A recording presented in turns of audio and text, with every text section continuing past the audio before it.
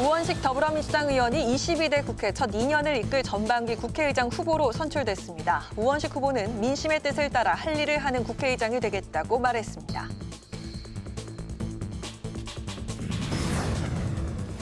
국민의힘 비대위가 국민 의견 수렴을 통해 전당대회 시기와 룰을 정하기로 했습니다. 추경호 원내대표는 대통령 거부권을 제한하는 야당의 원포인트 개헌 주장은 결코 받아들일 수 없다고 말했습니다.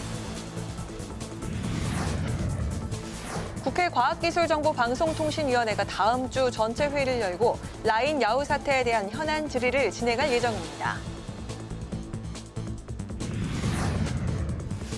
대기자의 시선으로 분석해보는 정가 동향, 모교 정치클럽 기자, 대기자. 22대 국회 전반기를 이끌 국회의장 후보로 우원식 민주당 의원이 선출된 가운데 재적 당선인 과반 이상 득표에 성공한 배경은 무엇인지 자세히 살펴보겠습니다.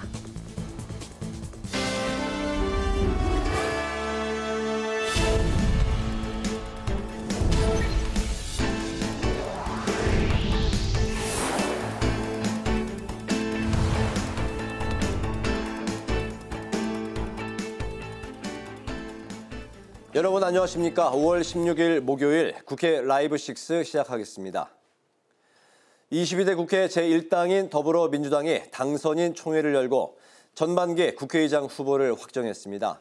오선의 우원식 의원이 선출됐는데요. 오늘 30일 개원하는 22대 국회 본회의에서 국회의장으로 공식 선출될 우원식 의원은 나라를 나라답게 국민들 살기 좋게 하는 국회를 만들겠다며 민심에 따라 제 역할을 하는 국회의장이 될 것임을 약속했습니다. 장정영 기자가 보도합니다. 더불어민주당이 실시한 22대 국회 전반기 국회의장 후보 경선. 6선 고지에 오른 추미애 당선인을 꺾고 5선의 우원식 의원이 22대 국회 전반기 국회의장 후보로 선출됐습니다. 우 의원은 수락연설에서 민심이 만들어낸 22대 국회, 민심을 따라 국회가 제의를 하도록 국회의장으로서 최선을 다하겠다고 말했습니다. 민주당에는 이제 국민들이 민심이 실려 있습니다. 저는 국회의장으로서 국민의 도움이 되는가, 도움이 되지 않는가, 국민에게 옳은가, 옳지 않은가 이것을 기준으로 해서 22대 국회 전반기를 잘 이끌어 나가겠습니다. 우 의원은 의장으로서 여야 간 협의를 중시하지만 민심에 어긋나는 퇴보가 생긴다면 여야가 동의한 국회법에 따라 처리해 나가겠다며 단순한 사회자 역할에 그치지 않을 것임을 강조했습니다. 특히 국민에게 도움이 되는 법에 여야 협의가 어렵다면 국민 동의를 얻어 직권 상정이 가능함을 시사했습니다. 중립은 몰 가치가 아닙니다.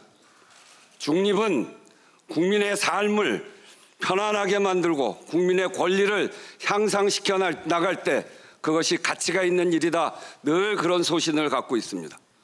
국회의장은 단순한 사회자가 아닙니다. 거듭되는 대통령의 제의 요구권 행사에 대해서는 쓴소리를 냈습니다. 우 의원은 거부권은 대통령의 권한이지만 국민에게 꼭 필요한 법안을 지속적으로 거부하는 건 입법권 침해라고 지적했습니다. 이어서 의정 단상에서만 만나는 의장이 아닌 국민 고통을 나누고 사회적 약자들의 권리를 보장해 나가는 의장이 될 것을 약속했습니다. 우원식 의원과 함께 22대 국회 전반기 국회의장단을 이끌어갈 야당 몫의 국회 부의장에는 4선의 이하경 의원이 선출됐습니다. 국민 속으로 노마의 호민관처럼 곳곳을 찾아가서 국민과 눈물을 함께 흘리고 그들의 어려움을 해소하기 위해서 뛰는 우리 적토마 같은 호민관이 되겠다. 우 의원이 사실상 22대 국회 전반기 국회의장으로 확정된 것과 관련해 국민의힘은 중립성과 공정성을 의무로 여야 협치의 국회를 이끌어야 할 책임이 있다며 국민의힘도 협력하겠다는 뜻을 밝혔습니다. 국회방송 장정현입니다. 국민의힘이 전당대회의 시기와 룰을 정하는 과정에서 국민의 뜻을 수렴하겠다고 밝혔습니다. 최근 민주당이 대통령의 거부권 행사를 맡겼다며 원포인트 개헌을 언급한 것에 대해서는 받아들일 수 없다고 밝혔습니다. 이소희 기자가 전합니다. 국민의힘 비상대책위원회가 두 번째 회의를 열고 차기 당대표를 뽑는 전당대회에 대한 입장을 밝혔습니다. 당대표 선출 방식에 대해 다양한 의견이 나오는 가운데 비대위는 국민의 뜻을 수렴하겠다고 강조했습니다. 저희는 모두 친국민으로서 국민 여러분의 뜻을 수렴해서 전당대회 시기와 룰을 정할 것입니다. 5대 5든 7대 3이든 10대 0이든 다 열려 있습니다. 수도권 낙선자 모임인 천목회도 당원 투표 100%인 당대표 선출 방식을 바꿔야 한다고 주장하고 있는데 비대위는 당원 눈높이에 맞는 경선 룰을 신속하게 만들 필요가 있다고 밝혔습니다. 새로운 비대위를 바라보는 여러 시각에 대해서도 관리형과 혁신형, 친윤과 비윤 같은 이분법적인 규정을 거둬달라는 당부도 덧붙였습니다. 이런 가운데 여당은 대통령의 거부권 행사 제안을 담은 민주당의 개헌 주장에 대해 결탄코 수용이 불가하다며 강경한 입장을 내놨습니다. 추경호 원내대표는 대통령의 거부권이 삼권 분립 원칙의 핵심이라며 민주당의 주장은 헌법을 부정하는 발상이라고 비판했습니다. 민주당은 반민주적인 정쟁을 위한 발상으로 혼란을 야기하기보다는 어떻게 하면 좀 더 나은 대한민국을 만들 것인지에 대해서 함께 정책 경쟁에 나서 주시기를 당부드립니다. 한편 황우엽 비대위원장은 5.18 민주화운동 44주기를 이틀 앞두고 관련 단체들을 만났습니다. 황 위원장은 5.18 정신이 대한민국을 떠받치고 있는 보편적 가치라며 여야 합의를 통해 헌법 전문 수록을 이뤄내야 한다고 강조했습니다. 국회방송 이소희입니다. 더불어민주당은 윤석열 대통령을 향해 해병대원 특검법을 거부할 명분이 없다며 특검법을 즉각 수용하라고 촉구했습니다. 내일 열릴 오동훈 고위공직자 범죄수사처장 후보자 인사청문회를 두곤 송곳 검증을 예고했습니다.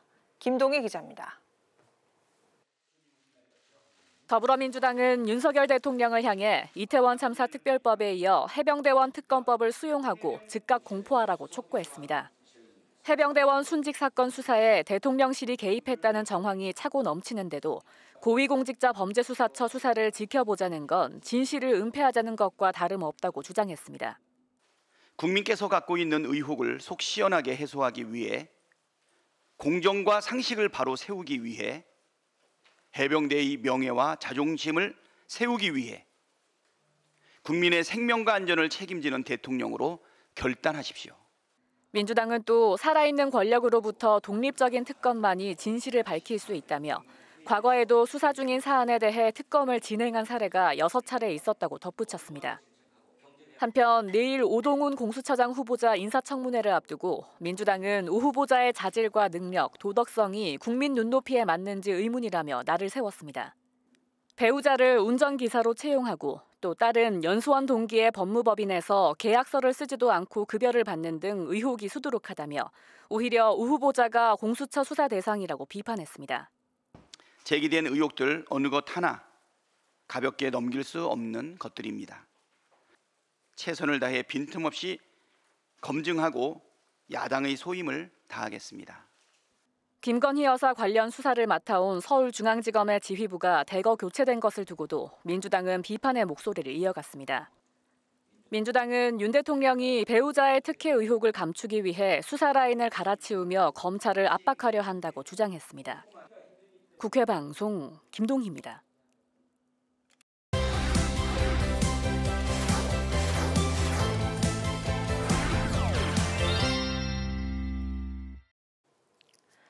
네, 오늘 이슈픽은 한규미 개건 기자와 함께 국회의장 후보 선출 관련 내용부터 살펴보도록 하겠습니다. 한규미 기자 안녕하세요. 네, 안녕하세요. 네, 22대 전반기 국회의장 후보로 민주당의 우원식 의원이 선출이 됐습니다. 각종 언론에서는 이변이다 이렇게 표현을 하고 있는데 당 안팎의 예상과는 좀 많이 다른 결과가 나온 것 같습니다.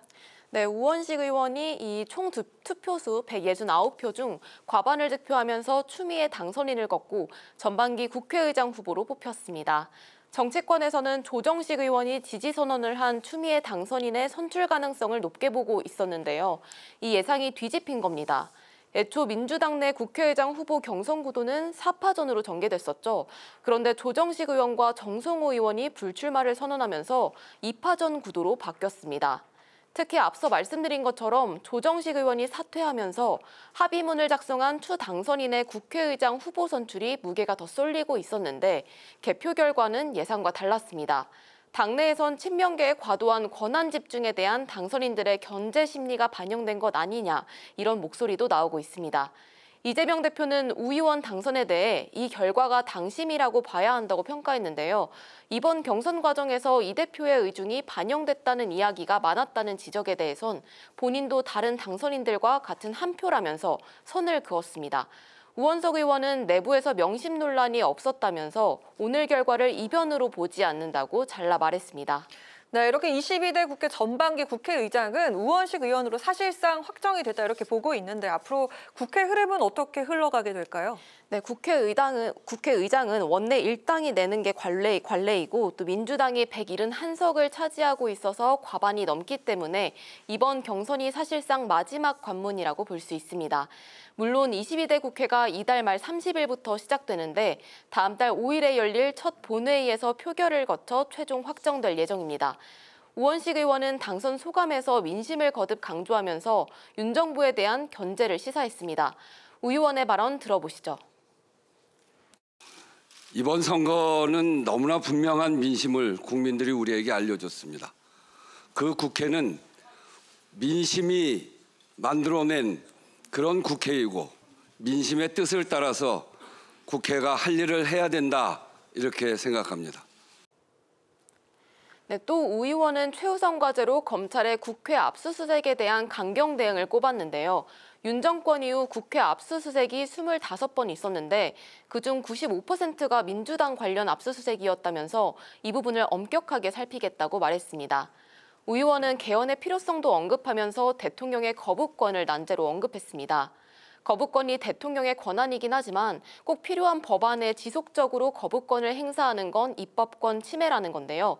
삼권 분립을 지속하려면 대통령 거부권이 아주 제한적으로 시행돼야 한다고 주장했습니다.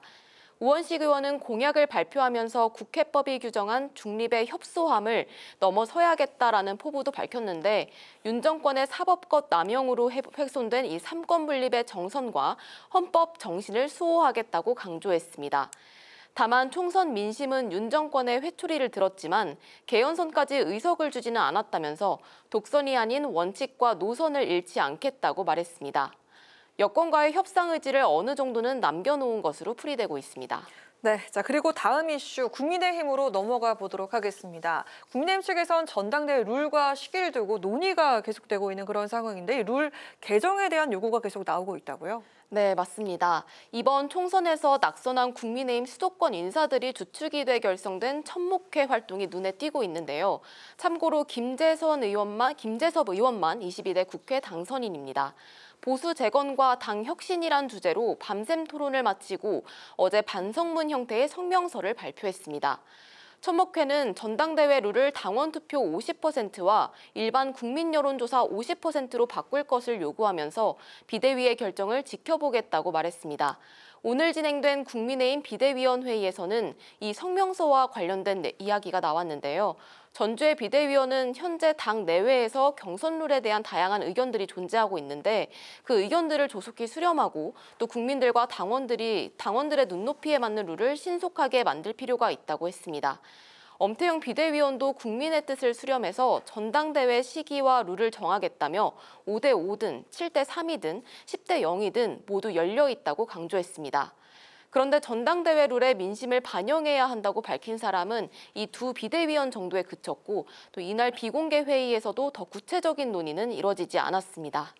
네, 국민의힘 측에서는 빼놓을 수 없는 이야기 바로 한동훈 등판론입니다. 전당대회 관련해서 빠지지 않고 계속해서 등장을 하고 있는 주제인데요. 한 전 위원장의 당권 도전 여부, 요걸 두고서 계속해서 당 안팎에서 갑론을박이 이어지고 있는 것 같습니다. 네, 여당 수습에 나서야 한다는 이 한동훈 역할론과 총선 참패에 책임을 져야 한다는 한동훈 책임론이 부딪히고 있는 건데요. 당 안팎에선 한동훈 전 비대위원장이 당권에 도전할 것이란 예측이 적지 않습니다. 이렇게 등판론이 제기되기 시작한 건 전당대회 개최 시기가 당초 예상된 6월 말 그리고 7월 초에서 한 달 뒤로 늦춰질 수 있다는 전망이 나오면서인데요. 이때쯤에는 한 전 위원장의 총선 책임론이 비교적 옅어질 수 있다는 해석도 나오고 있습니다.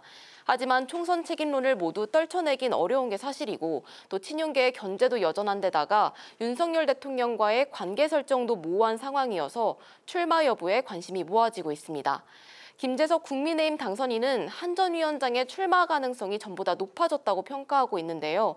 김 당선인의 발언 들어보시겠습니다. 처음에는 안 나오시는 게 맞다고 생각했습니다. 왜냐하면 사실 이 총선 패배에 책임이 있는 분이시고 왜냐하면 몇 퍼센트의 문제가 아니라 그 총선 자체를 이끌었던 분이기 때문에 처음에는 출마 여부를 막는 것도 제 소관은 아니고 게다가 최근에 이제 그 한동훈 위원장이 사실상 출마하는 것이 아니냐라는 정치적 행보를 계속 보이고 계셔서 출마하실 것 같다는 생각도 좀 듭니다. 네, 천목회 같은 경우에는 특정인에게 책임을 묻지 않겠다면서 한 전 위원장의 등판에 힘을 싣고 있는데요. 이승환 당협위원장은 대선에서 패배하고 당대표에 출마한 이재명 대표의 사례를 들기도 했습니다. 오늘 비대위 회의에서 언급된 총선 백서의 경우에도 전주의 비대위원은 이 누구의 책임을 묻는 자리는 아니라고 생각한다고 밝힌 만큼 한동훈 등판론이 커지고 있는 것 아니냐 이런 해석이 나오고 있습니다. 하지만 이 백서에 들어갈 한동훈 책임론에 대해 당내 의견이 엇갈리고 있는 만큼 국민의힘과 한 전 위원장이 어떤 결정을 내릴지는 좀 더 지켜봐야 할 것 같습니다. 네, 그 한동훈 위원장 같은 경우는 그 팬클럽층 사이에서는 8월 전당대회 예측이 나오면서 좀 지지층들 사이에서는 당원 가입을 독려하는 그런 움직임도 있다고 들었습니다. 오늘 어찌됐든 오늘 여기까지 들어보도록 하겠습니다. 오늘 말씀 감사합니다.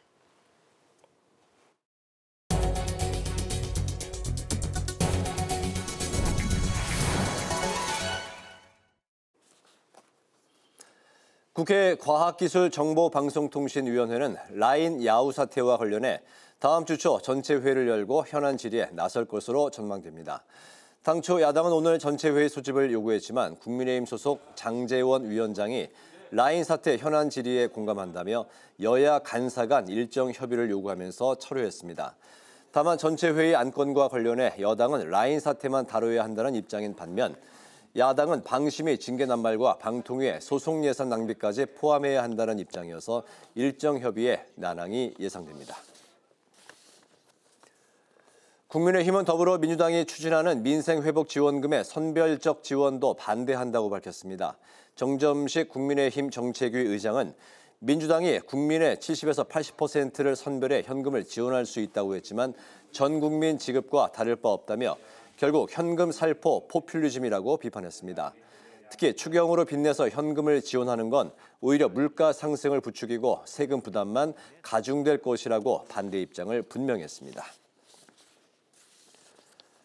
더불어민주당은 민생회복지원금이 물가 상승을 부추길 수 있다는 정부와 여당의 주장은 거짓말이라고 반박했습니다.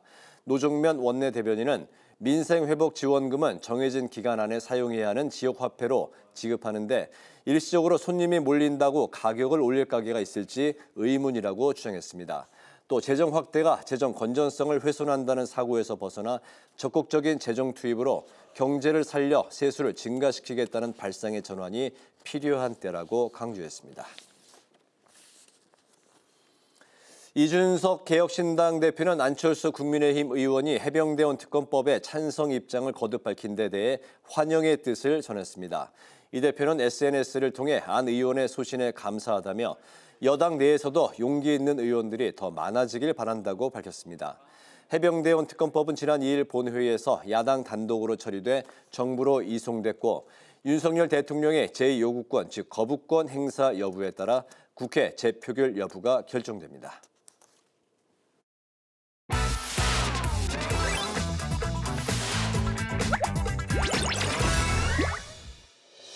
5월 16일 강아랑이 전해주는 정치권의 뜨거운 말말말 강아랑의 정치랑입니다.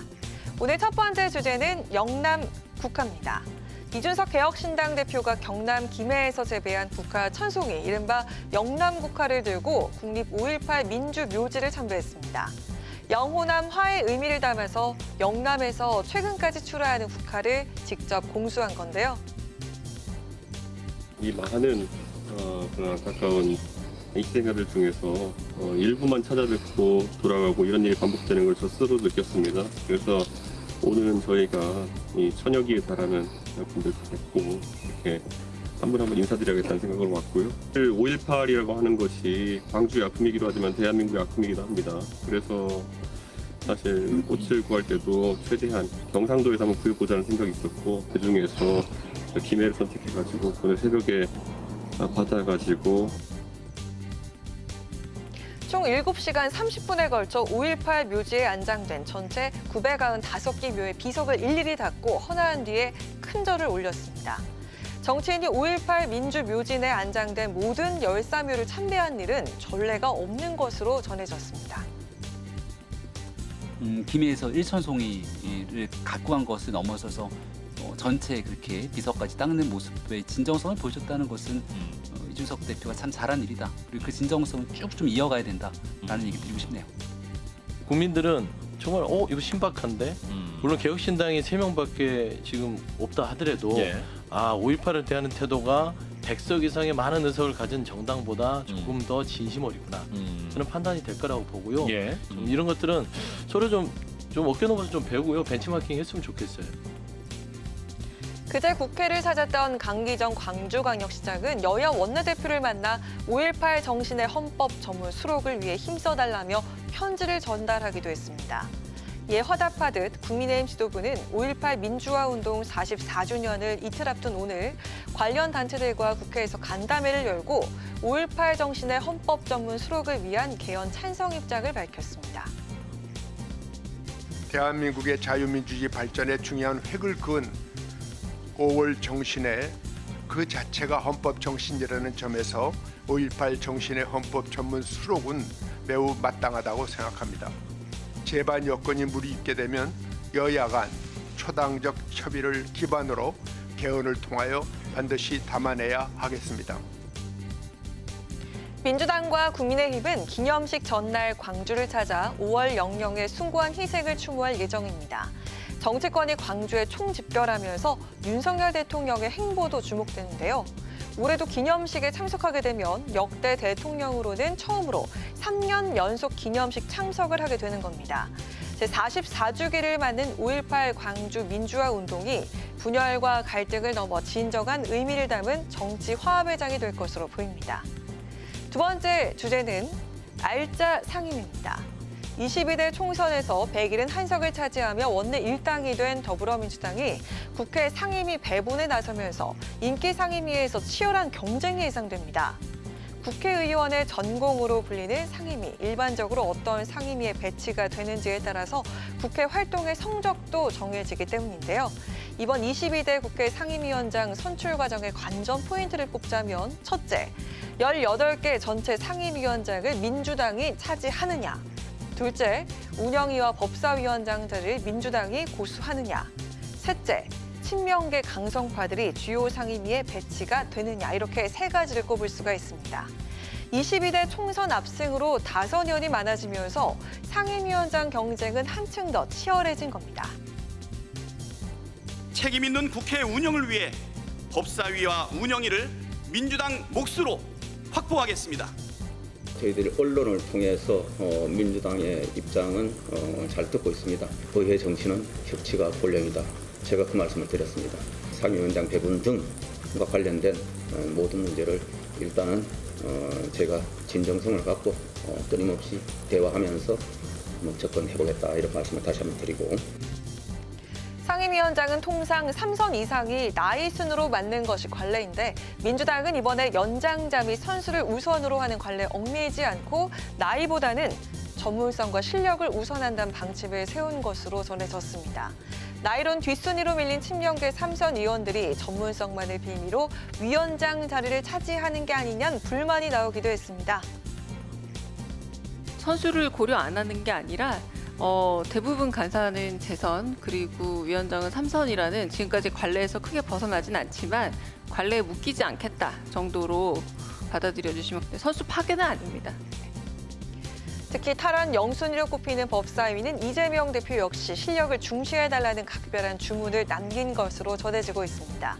4선의 정청래 의원을 비롯해 3선의 박주민 의원과 이현주 전 의원이 당선자가 거론되고 있는 상황입니다.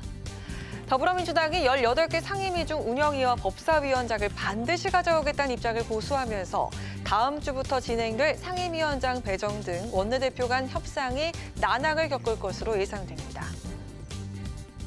관례에 좀 따랐으면 좋겠어요. 보통 국회의장이나 법사위원장, 운영위원장 같은 경우는 여야가 그러니까 견제 차원에서 나눠 가졌던 것이 관례잖아요. 그러니까 이런 관례를 민주당 스스로 허물지 마셨으면 좋겠다는 말씀드리고 싶습니다. 운영위와 법사위를 만약 민주당이 가져오게 되면 그에 상응한 2개의 상임위를 내줘야 하는데 이를 고르는 일도 쉽지가 않습니다. 원구성 협상이란 협치의 첫 과제를 눈앞에 둔 여야, 과연 어떤 결과가 나올까요? 지금까지 강아랑의 정치랑이었습니다.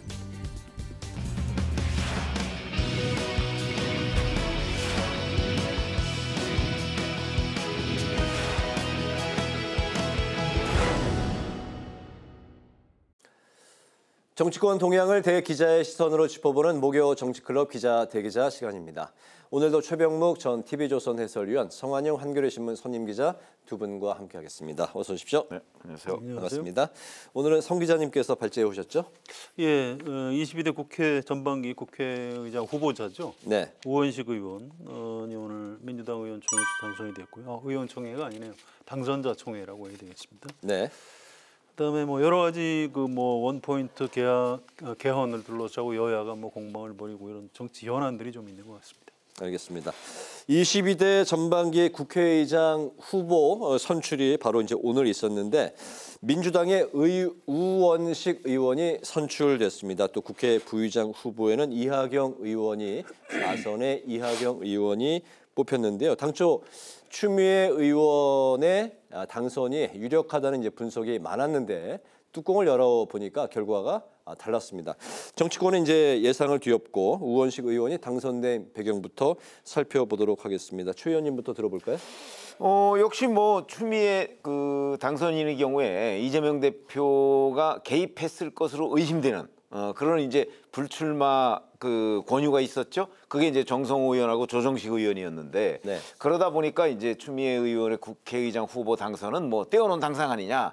결국 왜냐하면 당내에 친명계가 압도적으로 높거든요.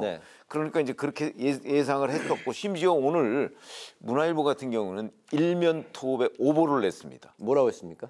아니 그러니까 추미애 당선자가 국회의장 후보가 됐다고 우원식 의원을 누르고 그렇게 일면톱에 오보를 냈을 정도로 아니, 선거 있기도 전에 어떻게 그렇게 아니 그러니까 이제 오전에 있었는데 아마 그 제작 시간 때문에 미리 그런 기사를 써서 확신을 하고 한 거죠. 그러니까 그 얘기는 거의 100% 확신을 했다는 얘기거든요. 그 정도로 했을 정도로 아무도 의심하지 않았어요. 그런데 결국 이제 우원식 의원이 당선됐는데 가장 큰 요인은 저는 추미애 그 당선자에 대한 그 다른 당선인들의 거부감이라고 생각합니다. 그러니까 우원식 의원은 그렇다고 해서 우원식 의원이 비명계가 아니에요. 뭐 민평연계이긴 하지만 비명계가 아니기 때문에 우원식 의원이 되는 것이 난가 아니면 추미애 당선인이 되는 것이 난가 이걸 가지고 아마 의원들이 좀 고민을 했을 것이고 그런데 의원들 그러니까 당선인들 개별적으로는 추미애 당선자보다는 우원식 의원이 되는 게 아마 그 당을 위해서 좋지 않겠는가 이런 판단을 한 것으로 보입니다. 그 결정적인 건 역시 추미애 당선인에 대한 거부감이죠. 아무리 이재명 대표가 이 사람을 찍어줬으면 좋겠다라고 지명을 했더라도 우리는 그건 곤란하다. 뭐 아마 이렇게 판단했던 것이 주요한 건 아닌가 싶습니다. 네, 성 기자님. 예, 일단 표 차이가 그렇게 크게 안 났다고 합니다. 그리고 이 발표 순간에 보면 그 현장 분위기가 얼음처럼 꽁꽁 얼어붙었고요. 또 이제 당사자죠. 그러니까 추미애 후보, 이재명 대표, 박찬대 원내대표 이렇게 나란히 앉아 있었는데 발표 순간에 좀 얼굴이 뻣뻣하게 굳는 장면이 뭐 그대로 영상에 잡혔습니다. 예상 외의 결과가 나왔다는 그런 이야기인가요? 그렇습니다. 이 추미애 후보는 물론이고 국회의장이 당선된 우원식 의원도 아마 확신을 잘 못했던 것 같아요. 그래서 좀 마지막까지 최선을 다해서 이런 결과가 뒤집혔고요. 한 10표 이내 한 자릿수 차이가 난 걸로 알고 있습니다. 또 이게 초선 당선자들은 뭐 좀 상대적으로 추미애 후보를 많이 찍었는데 이 재선 이상 현역 의원들은 우원식 의원 쪽으로 가는 게 맞지 않느냐 이런 얘기들을 많이 했는데 그건 아무래도 이제 추미애 전 의원에 대해서 좀 직접 간접 경험들이 있기 때문에 좀 이렇게 비호감 지수가 이제 높기 때문에 좀 거부감 이런 게 좀 작용을 했다고 합니다. 거기다가 막판에 아까 최 의원 말씀하셨듯이 이 조정식 정성호 의원을 좀 무리하게 이렇게 주저앉힌 것 때문에 이렇게 되면 이 민주당이 국민에게 어떻게 비칠까 이런 걸 이제 걱정하는 여론 뭐 이런 것도 좀 약간 작용을 했다고 합니다. 네. 그래서 좀 의외의 결과가 나왔고요. 이게 이제 사실 우리나라 정치의 어떤 매력이기도 합니다. 전혀 예측이 안 되는 굉장히 역동적인 상황. 그래서 오늘 민주당을 지지하는 그 어떤 대화방에서 가장 많이 하루 종일 떠돌았던 말이 민주당 살아있네. 뭐 이런 왜 그 경상도 사투리 뭐 살아있네 뭐 이런 표현을 하지 않습니까? 그래서 뭐 대체로 당사자들은 좀 여러 가지 좀 속이 많이 상했겠습니다만 추미애 후보를 포함해서 근데 민주당 지지자들은 굉장히 좀 좋아하고요. 또 특히 이제 이재명 대표도 이게 정리를 잘 하더라고요. 이게 당선자들의 뜻이 이렇게 나타났으면 이게 당심 아니겠느냐 이렇게 잘 수습을 했고요. 두 사람이 만나서 이렇게 활짝 웃으면서 또 끌어안는 모습. 또 추미애 후보자가 이제 우원식 당선자한테 이렇게 축하한다고 메시지를 냈습니다. 그래서 일단 좀 신속히 좀 수습을 해가고 있는 것 같고요. 네. 뭐 그렇다고 해서 이게 무슨 뭐 이재명 대표의 무슨 정치적인 패배냐 꼭 그렇게 보기는 어려울 것 같아요. 오히려 8월 전당대회에 이재명 대표가 다시 출마할 가능성이 좀 더 높아졌다고 보더라고요. 이게 좀 큰 시각에서 보면 이재명 대표한테도 그렇게 나쁜 결과가 아니다 이렇게 평가를 하는 사람들이 많은 것 같습니다.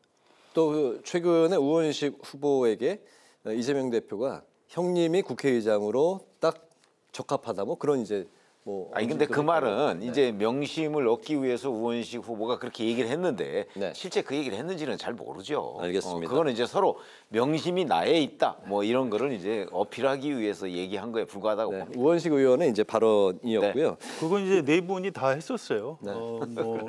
추미애 당심이 나한테 있다. 추미애 후보도 나보고 하라는 취지로 얘기했다라고 그렇죠. 방송에 나가서 이제 얘기를 했고요. 그래서 그거 자체는 큰 의미가 없고요.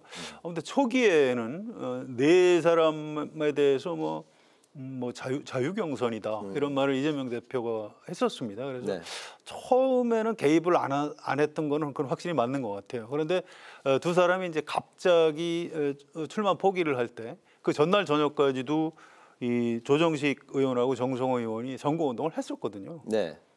그래서 그 출마하는 당일날 뭔가 좀 일이 있었던 겁니다. 이제 오히려 그것 때문에 약간의 역풍이 좀 작용한 것 아닌가 이렇게 분석들을 하더군요.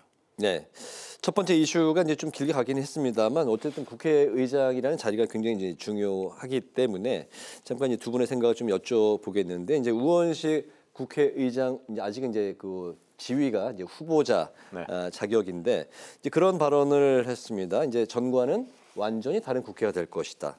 한편으로는 이제 중립은 몰가치가 아니다. 이제 중립의 또 중요성을 이제 말씀을 하셨는데, 하지만 단순한 사회자 역할에 머물지 않을 것이고 국민에게 필요한 법안을 자꾸 이제 지속적으로 거부하는 건 입법권 침해다. 이렇게 이제 소감을 밝혔습니다. 앞으로 이제 국회의장의 역할이 어떤 상을 그려 나갈지. 잠깐 좀 예상해 볼 수 있을까요? 글쎄, 그러니까 이제 그 사실 역대 국회의장들이 다 조금씩 색채가 달랐습니다.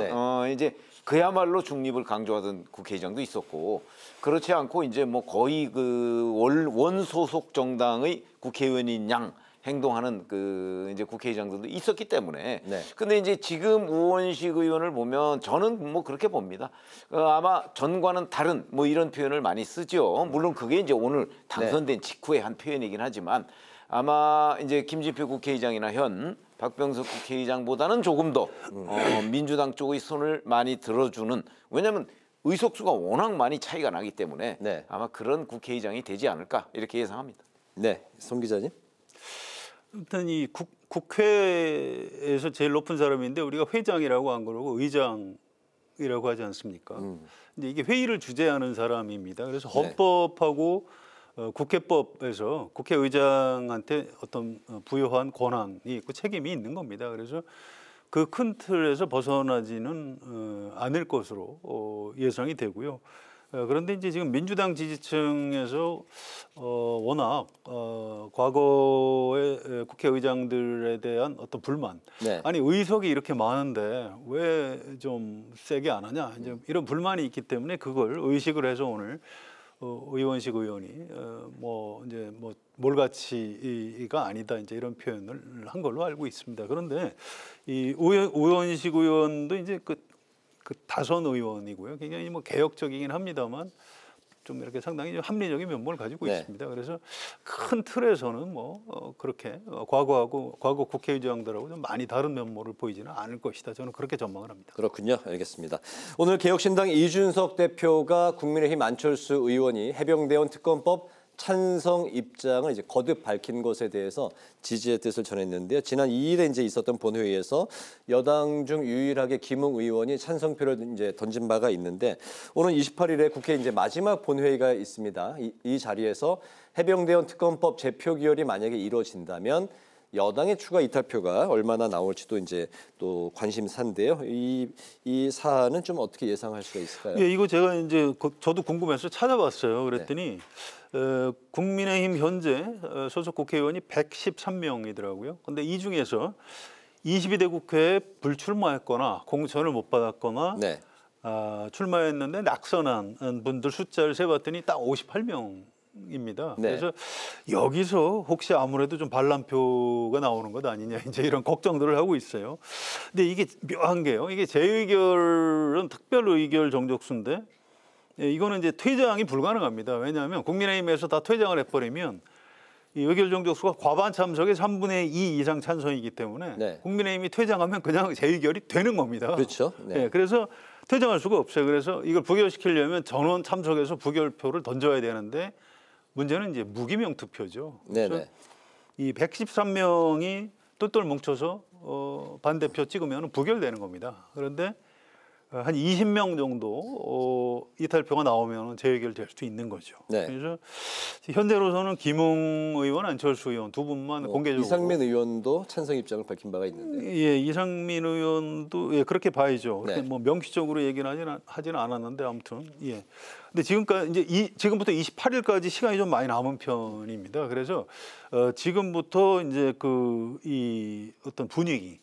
그러니까 윤석열 대통령이나 대통령실에서 거부권 행사를 하면서 이제 어떤 말을 하는지 이런 거에 따라서 영향을 좀 받지 않을까. 근데 재의결이 그렇게 쉽진 않아요. 사실은 아무리 22대 국회에 못 들어왔다고 해도 이거 부결시켰다가는 사실 잘못하면 정권 자체가 지금 막 무너질 위험도 좀 있는 거거든요. 그래서 이 재의결이 그렇게 지금 민주당 생각하는 것만큼 그렇게 쉽지는 않을 것이다, 이렇게 전망을 합니다. 재의결 가결이 이제 쉽지는 않을 것이다. 네. 그렇습니다. 네.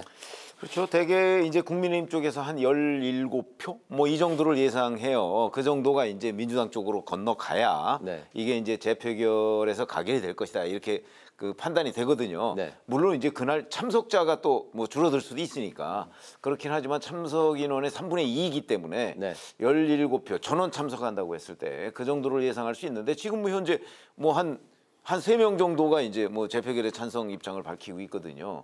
자, 그렇다면 이제 한 10명 이상이 더 추가로 민주당에 이제 동조를 해야 되는데 현재 같은 분위기로 보면 저는 제가 보기에 그게 쉽지 않다고 봅니다. 우선 그 전에 이제 또 여야 합의로 어떻게 할 가능성도 있고요. 네. 합의가 안 된다면 지금 워낙 이제 추경호 원내대표가 표단속을 하고 있기 때문에 아마 재표결 쉽지 않을 거고요. 오히려 이제 22대에 가서 이제 해병대원 특검법을 다시 발의하지 않겠습니까? 아마 이제 거기에서 뭔가 그때는 이제 8표만 이제 민주당으로 넘어가면 가결이 되거든요. 그래서 아마 오히려 그쪽에 민주당이 좀 중점적으로 힘을 쓰고 있지 않을까. 저는 오히려 그렇게 예상하고 있습니다. 21대 이제 국회에 이제 마지막 날을 하루 남겨놓은 상황에 국회의원들이 이런 경우 출석들을 많이 하나요? 마지막 이제 본회의인데. 안 하는 경우도 있습니다. 그러니까 꽤 있는데 특히 이제 낙선한 사람들, 네. 뭐 이런 사람들이 안 하는 경우도 있는데 아마 이번에는 워낙 중요한 표결이기 때문에 네. 대부분 참석할 걸로 예상이 됩니다. 네, 두 분 다 재의결이 쉽지만은 않을 것이다 이렇게 예상을 했습니다. 이제 그런 가운데 관련해서 대통령 거부권의 제한을 위한 원포인트 개헌을 놓고 여야가 이제 충돌하고 있는 상황입니다. 이제 국민의힘이 헌법을 부정하는 발상이고 수용 불가다 이렇게 이제 못 박은 반면에 민주당은 거부권을 행사할 명분이 없다 이렇게 또 이제 맞서고 있는 상황. 원포인트 개헌 이 사안에 대해서 이제 고개를 들고 있는데 뭐 어떻게 보십니까? 그러니까 개헌이 원포인트든 투포인트든 네. 개헌하려면은 국민투표 해야 돼요. 지금 사실은 국민투표법 개정도 안 돼 있습니다. 그래서 이건 그렇게 길게 말씀드릴 사안이 아니에요. 그냥 정치 공세를 하고 있는 겁니다. 거부권 행사하지 마라. 네. 이제 그 메시지를 이런 식으로 민주당이 주장하고 있는 거죠. 실현 가능성이 저는 없다고. 실현 가능성이 매우 희박한 정치적 공세에 불과하다. 네. 아니 저도 당연한데 예를 들어서 원포인트 개헌을 하자고 하면 개헌을 해야 될 사항이 예를 들어서 권력구조, 뭐 대통령 중임제 뭐 이런 걸 네. 비롯해서 이거보다 훨씬 더 중요한 것들이 굉장히 많아요. 네네. 그런데 뭐 대통령 거부권 없애는 이 거부권 없앤다는 거는 상권 분립의 기본 구조를 허물자는 거거든요. 그게 명분이 있나요? 그런 점에서 본다면 저는 내용상으로도 이걸 개정하자는 자체가 말이 안 되고 그다음에 실제 그런 식으로 아마 추진이 되더라도 아마 성공할 가능성은 별로 없다고 보면 저는 뭐 결론은 똑같습니다. 실제 뭐 그러니까 이루어질 가능성은 이제 거의 없다는 거죠. 없는 아니 상황에서 거의가 아니고 없다는 거죠. 압박용으로 민주당이 지금 그러니까 내건 정치 공세라고 얘기하는 카드다. 예, 예. 역시 이제 두 분의 또 생각이 또 일치했는데요. 민주당이 이제 총선 공약으로 내걸었던 민생 회복 지원금이 또 정치권의 쟁점으로 떠올랐습니다. 민주당이 정부가 전 국민 25만 원 지급을 위한 추경 예산 편성에 협조하지 않으면 22대 국회 개원 즉시에 특별조치법을 추진하겠다고 밝혔습니다. 굉장히 이제 강공 드라이브를 민주당이 최근에 계속해서 이제 걸고 있는 상황인데 위헌 논란이 또 이제 일고 있는 상황입니다. 이번 사안은 좀 어떻게 봐야 될까요? 그렇죠. 이게 이제 처분적 법률 아니냐 이런 얘기죠. 무슨 얘기냐면 사실은 이런 거에 그 국회는 법률안을 일반적인 그리고 약간의 그 추상적 개념으로 만들잖아요. 그러면 그거에 대한 구체적인 조치는 행정부의 사항이란 말이에요. 근데 이거는 행정부에서 25만 원을 1인당 25만 원을 준다는 것까지 법률에 명시하겠다는 거잖아요. 네. 이건 이제 처분적 법률 논란이 있어요. 이재명 대표도 처분적 법률이라는 논란 이 부분에 관해서 언급한 적이 있어요. 그렇기 때문에 이거는 아마 그 국회에서 의결을 하는 순간 곧바로 그 우연심판 제청이 될 거예요. 네. 그렇기 때문에 아마 현실적으로 실현 가능성이 별로 없을 것이다 이렇게 봅니다. 민주당이 꼭 전 국민 모두 지급을 해야 된다라는 그 입장에서는 좀 한 발짝 물러난 상황입니다. 70에서 이제 80% 선별적 지원도 가능하다. 반면에 이제 국민의힘이 지금 단호한 상황인데 그것도 받아들일 수 없다. 뭐 이렇게 뭐 그런 그 입장인 상황에서 이런 위헌 논란이 일고 있네요. 그 이게요 처분적 법률에 논란이 있지만 사실 또 불가능한 것도 아닙니다. 뭐 전례가 없는 것도 아니고요. 그런데 어쨌든 우리 헌법은 입법권하고 뭐 예산 심의권은 국회에서 갖고 또 집행권 그리고 네. 예산 편성권은 이제 행정부에서 갖도록 이렇게 돼 있습니다. 그래서 행정부 동의 없이 입법부가 집행까지 권한 행사를 하는 게 과연 옳으냐? 꼭 이게 헌법재판소까지 안 가도 별로 바람직한 거는 아니에요. 그래서 가급적 대통령하고 국회 또 여당하고 야당이 이렇게 합의해서 결정하는 게 좋을 것 같은데요. 저는 이게 지금 물가 잡고 오르는데 뭐 소득은 뭐 그대로고 사실상 임금이 줄어드는 효과가 있는 거죠. 네. 그래서 이번 총선에서 정부 여당이 참패한 여러 가지 배경 중에 저는 이것도 있다고 생각을 합니다. 그래서 이번 그 뭐 국정 철학도 좋아요. 뭐 보수 정권이니까 뭐 함부로 추경하면 안 된다. 이게 뭐 잘 알겠는데 네. 이번 총선 민심도 좀 생각을 하셔가지고 윤석열 대통령이나 여당에서도 너무 선 긋지 마시고 70-80%가 좀 과하면 뭐 한 50%라도 좀 줄여서라도 선별적 지급이라도 하고 이렇게 해서 좀 여야가 좀 대화를 하고 타협을 해서 뭐 이렇게 하면 어떨까 이런 생각이 좀 있습니다. 네네. 50%라도 좀 선별적 지급을 하는 게 좀 현재 그 정치 이 전국을 좀 풀어나가는 좀 올바른 글쎄, 태도 아니냐. 그런 어떤 정치적인 관점에서 접근을 하면 가능할 수도 있다고 생각을 해요. 네. 그런데 그렇지 않고 이제 이게 민주당이 주도적으로 지금 1인당 25만 원 이 법안을 얘기하고 어떻게 보면 정부 여당을 압박하고 있는 거잖아요. 네. 근데 윤석열 대통령을 비롯해서 지금 여당에서는 입장이 확고해요. 이런 부분에 관해서. 그러니까 무슨 얘기냐면 이게 이제 보편적 복지냐 아니면 선별적 복지냐 이 철학의 차이도 있거든요. 네. 그래서 그런 관점에서 본다면 이제 꼭 정말 그 뭔가 민생지원금이 필요한 부분, 필요한 계층 뭐 이런 데 주는 건 모르겠는데 지금 민주당이 얘기하는 일반적인 원칙, 뭐 몇 퍼센트한테 그냥 줍시다 뭐 이런 식은 아마 국민의힘이 절대 받아들이지 않을 거라고 저는 봐요. 그러니까 네. 그러나 이제 뭐 그 선별적으로 어느 특히 어려운 계층 뭐 이런 쪽에까지 반대할 것 같지는 않거든요. 네. 그러니까 이게 이제 그 대화 접점의 여지가 있어요. 근데 지금 여야 대화가 안 이루어지고 있고 뭐 대화 못하면 우리가 일방적으로 처분적법률까지 할 거다 이렇게 지금 민주당이 압박을 넣고 있기 때문에 네. 국민의힘으로서는 그 여기에 좀 응하기가 어려운 측면이 있죠. 그래서 좀 약간 시간과 함께 그 여야 간의 접촉이 좀 필요한 부분이 아닌가 이런 생각이 듭니다. 압박만 해서는 곤란하다. 실현 여부에 대해서는 좀 더 지켜봐야 아니 그러니까 될 문제다. 그거는 민주당도 이 대화의 여지를 좀 남겨가면서 뭔가 접근을 하면 가능성이 조금이라도 있는데 네. 지금처럼 뭐 아예 안 되면 우리가 특별조치법으로 밀어붙이겠다 이런 식이면 아마 여당도 안 할 거다 이렇게 봅니다. 네네. 지난번에 윤석열 대통령하고 이재명 대표하고 회담하지 않았습니까? 전 그럴 때 그런 자리에 이제 이런 정책 의제를 올려서 좀 적절한 정치적 합의를 봤으면 참 좋았겠다 이런 생각이 들어요. 거기서 큰 가닥을 잡아주고 그럼 구체적인 거는 여야가 국회에서 좀 협상을 해라. 이렇게 해주면 얼마든지 양쪽 다 크게 원칙 훼손하지 않으면서도 네. 이 문제를 해결할 수 있는 건데 그때 이 부분을 좀 놓친 측면이 있습니다. 이태영 특별법은 그때 이제 협의가 좀 그렇습니다. 어느 정도 그럼 그것처럼 했어야 있었는데. 되는 거죠. 네. 그래서 어떤 두 분이 그 기본적인 언급이라도 좀 해줬으면 좀 이렇게 타협의 여지가 생기는 건데 네. 그때 이제 그렇게 이 얘기까지 이제 하질 못했거든요. 그냥 이재명 대표가 일방적으로 얘기를 하고 그냥 윤석열 대표는 그냥 이렇게 듣기만 하고 실제 그 비공개 회담에서는 뭐 다른 얘기만 하다가 이 얘기에 대해서 추가 언급은 대통령이 못했다고 합니다. 그래서 좀 그런 아쉬움이 있고요. 뭐 필요하다면 다음 두 분의 회담에서 이제 이런 걸 좀 의제로 삼아서 좀 문제를 풀어줬으면 좋겠다 이런 생각을 가지고 있습니다. 마지막 이슈로 가겠습니다. 내일은 오동은 고위공직자 범죄수사처장 후보자 인사청문회가 열리게 되는데요.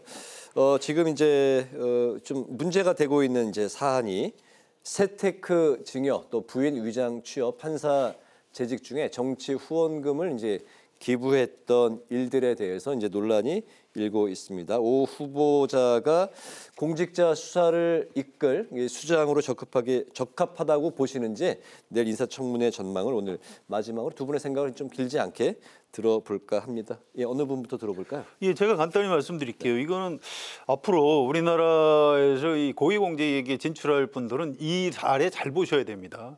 이 우리 국민 눈높이가 이 정도로 높아져 있어요. 자신 없으면은 수락을 하면 안 되는 겁니다. 후보자 자체를. 그래서 좀 우리가 교훈을 얻어야 된다 이 말씀 드리고요. 이게 구체적으로 어떤 사안인지 좀 더 밝혀줘야 됩니다. 지금 부인을 운전기사로 채용했다. 이게 무슨 얘기인지 일단 우리 국민 정서상은 잘 안 맞아요. 그래서 내일 청문회에서 의원들이 이런 걸 좀 세밀하게 따져서 사실관계를 좀 가려줬으면 좋겠습니다. 네, 최 의원님. 뭐 저는 그거보다는 사실은 판사 재직 중에 정치 후원금을 기부한 부분, 그것도 무슨 자영업이라고 그 본인의 직업을 써놓고서 기부했다는 거, 뭐 이런 것들은 사실은 이 공수처장 같은 경우 정치적 중립이 대단히 중요하잖아요. 네. 그런데 판사 재직 중에 이랬단 말이죠. 이거는 뭐 공무원법 위반 소지도 충분히 있는 거고요. 더군다나 그걸 이제 뭐 판사라고 안 쓰고 이렇게 한 것부터 여러 가지 저는 이게 가장 큰 문제라고 봐요. 도대체 누구한테 기부를 한 것인지, 네. 왜 한 것인지, 그럴 만한 사유가 있었던 것인지. 저는 오히려 내일 청문회에서 아마 이런 부분을 좀 중점적으로 들여다보고 이 정치적 중립 부분, 공수처장이 제일 중요하거든요. 그게. 네.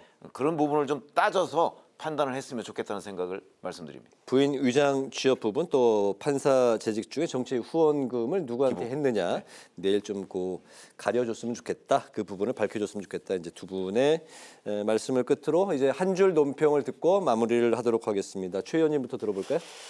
네, 이제 제가 첫 번째 사실은 이제 그 추미애 그 전 대표의 국회의장 낙선 뭐 이런 거를 말씀을 드렸잖아요. 네. 그게 이제 결국 의원들의 판단이었을 것이다라고 제가 그 말씀을 드렸는데 그래서 제가 오늘 한 줄 논평은 국회의 극단 피한 민주당 22대 당선인들로 하겠습니다. 네, 성 기자님. 네, 22대 총선 끝나고 뭐 회담도 있었고 그런데 아직도 전국은 좀 강대강인 것 같고요. 여야 간의 이 대화 채널이 아직도 열려 있지 않습니다. 그래서 이태원 특별법처럼 여야 합의로 좀 이런 현안들을 풀어나가는 지혜와 정치력을 좀 발휘했으면 좋겠다. 이런 바람에서 오늘 한 줄 논평은 정치 복원 시급하다라고 하겠습니다. 네. 21대 국회가 5월 29일에 이제 막을 내리게 되니까 오늘이 이제 5월 16일 딱 이제 13일 남았는데 한 2주 정도 남았습니다. 어떻게 21대 국회가 이제 마무리 유종의 미를 잘 거둘 수 있을지 국민 여러분과 함께 또 지켜봐야 될 것 같습니다. 목요 정치클럽 기자 대기자 지금까지 최병묵 전 TV조선 해설위원 성한용 한겨레신문 손님 기자와 함께 오늘의 전국 현안을 살펴봤습니다. 오늘 말씀 잘 들었습니다. 감사합니다. 네, 오늘 국회 라이브 6도 여기서 마치겠습니다. 시청해 주신 여러분 고맙습니다.